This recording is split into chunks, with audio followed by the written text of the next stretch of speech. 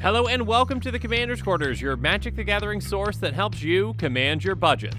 This show and episodes like this one are possible thanks to viewers like you. If you're looking for an easy way to help support this show, make sure that you like, share, and subscribe. Also, hit that bell notification icon so you don't miss any new episodes. You can also go check out our playmats and other merchandise at thecommandersquarters.com. Another easy way to support this show is with our TCG player affiliate links. So whether you're buying a deck or individual cards, you can use this general link right here or one in the description. And the final way that you can support this show is by supporting us directly by becoming a patron. There are many benefits to being a patron, and I truly couldn't do this without all their support.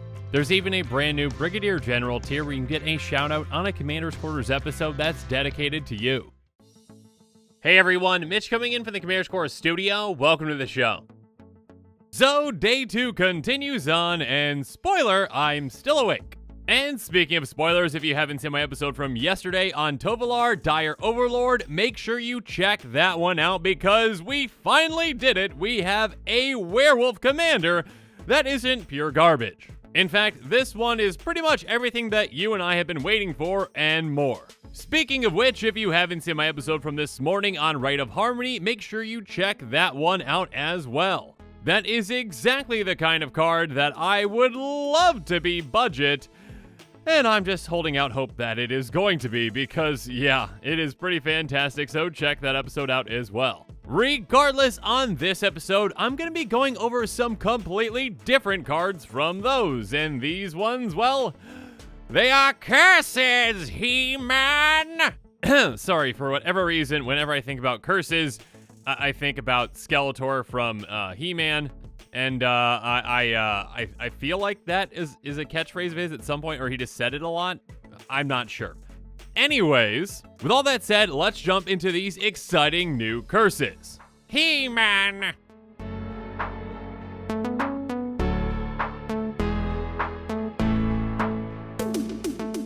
So the most recent curse that has been spoiled is a really exciting one with Curse of Shaken Faith. Like all the other Aura curses, you're going to be enchanting a player with this and making their play experience, well, less optimal for them, let's just say that. This curse says, whenever enchanted player casts a spell other than the first spell they cast each turn or copies a spell, Curse of Shaken Faith deals 2 damage to them. Against the vast majority of decks out there, this can actually be pretty brutal and the damage can really add up throughout the game. And against specific decks, this, well, can either be incredibly deadly to them or can basically shut down their game plan. If you attach this to a player that's playing either a Spellslinger or a Storm deck or something like that, well, that player is going to be in a lot of pain.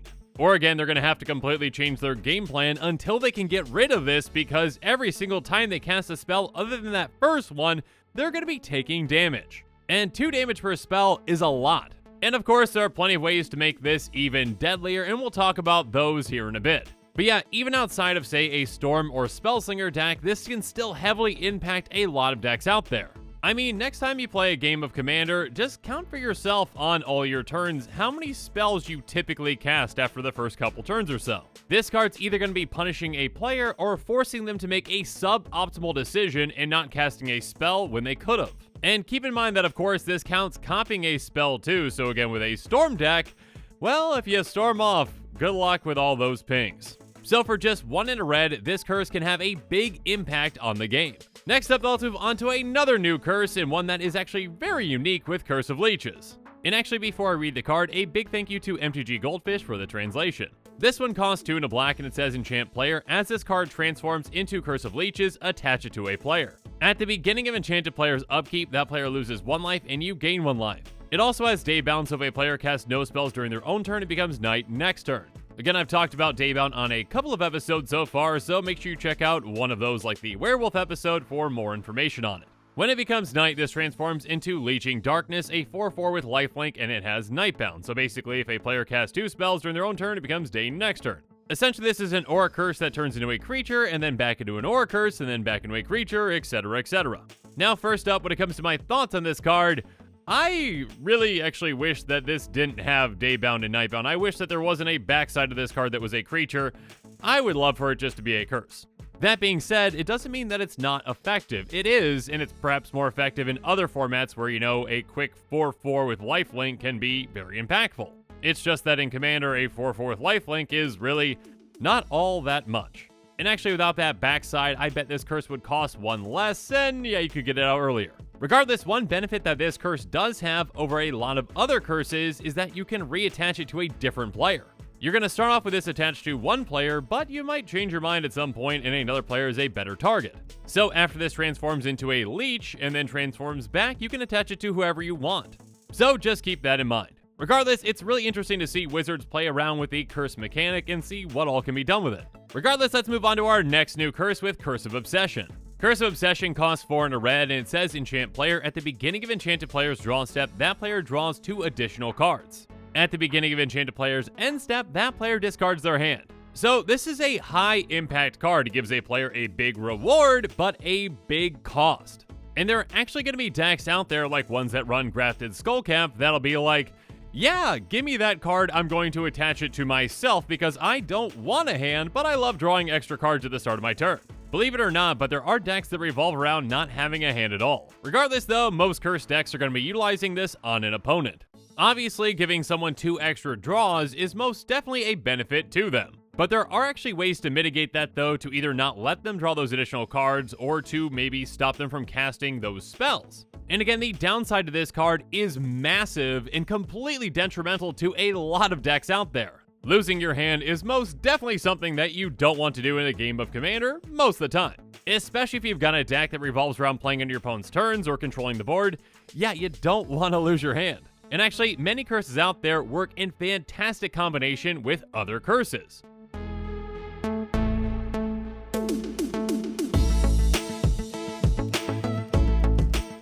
I mean, let's even just take a look at a newer curse from the Dungeons & Dragons set with Maddening Hex. It says enchant player, whenever enchanted player casts a non-creature spell, roll a d6. Maddening Hex deals damage to that player equal to the result. Then attach Maddening Hex to another one of your opponents chosen at random. So again, if Curse of Obsession is attached to that same player, they're going to have a tough decision to make if they're trying to cast some non-creature spells before they lose their hand. Do they risk casting those spells and then getting pinged for a ton of damage potentially, or do they choose just not to cast them and then lose them? And again, in combination with Curse of Shaken Faith, it can be even more damage to them. And speaking of more damage, let's talk about Curse of Bloodletting. It says enchant player, if a source would deal damage to enchanted player, it deals double that damage to that player instead. Obviously, this works incredible with a lot of the curses that we've talked about so far, and it paints a big target on a player's back. And when you've got a lot of these curses on someone and they're being taken out quickly, Curse of Vengeance can really help you out. It says whenever enchanted player casts a spell, put a spite counter on Curse of Vengeance. Whenever enchanted player loses the game, you gain X life and draw X cards, where X is the number of spite counters on Curse of Vengeance. So yeah, again, if you're playing against a Spell Slinger or a Storm deck, probably attach it to that player because they're going to be looking to cast a lot of spells and then, punish them with Curse of Shaken Faith and other things and take them out and gain a lot of value. Or, slow a player down with Curse of Exhaustion. It says enchanted player can't cast more than 1 spell each turn. So again, if you've got Curse of Obsession on a player and they draw 2 extra cards, well, they can't really take advantage of all the cards that they're drawing. They can only cast 1 spell and then they lose their hand at the end of the turn. Again, like I mentioned before, there's some fantastic combinations of curses out there. And the more curses we get, the more effective they essentially all become. And obviously a card like Curse of Misfortunes can help you essentially get the exact ones that you need. It says enchant player, at the beginning of your upkeep, you may search your library for a curse card that doesn't have the same name as a curse attached to enchanted player, put it onto the battlefield attached to that player, then shuffle your library. So again, go get those exact curses that you need for the situation that you're in and how you can best punish that player. So yeah, I'm most definitely excited to see some more curses in this set as spoiler season continues on. Obviously, the more options that curse decks have, the better. Regardless, now that we've talked about how these curses can interact and work really well with other curses, let's talk about some commanders that can, well, lead the curse deck.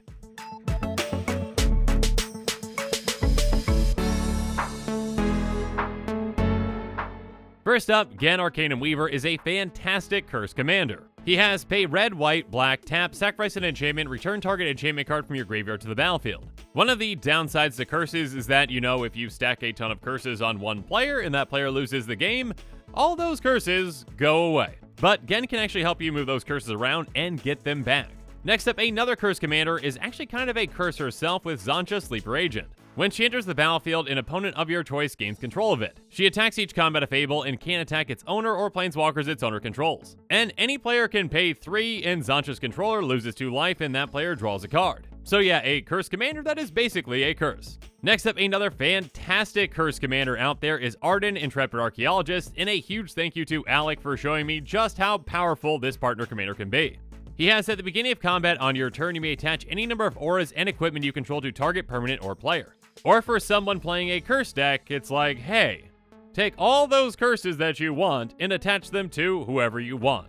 Finally, if you're looking for a 5-color option for a curse commander, Okagachi Vengeful Kami can definitely fill that role.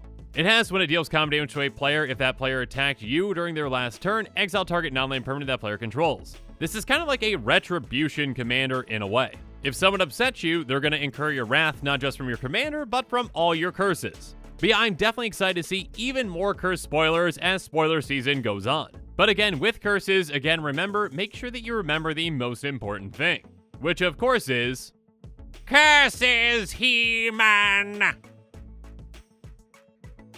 And with that, the show is coming to a close, so it's my turn to hear from you. So in the comments below, let me know what your thoughts on this episode are, and as always, thanks again and have a good one.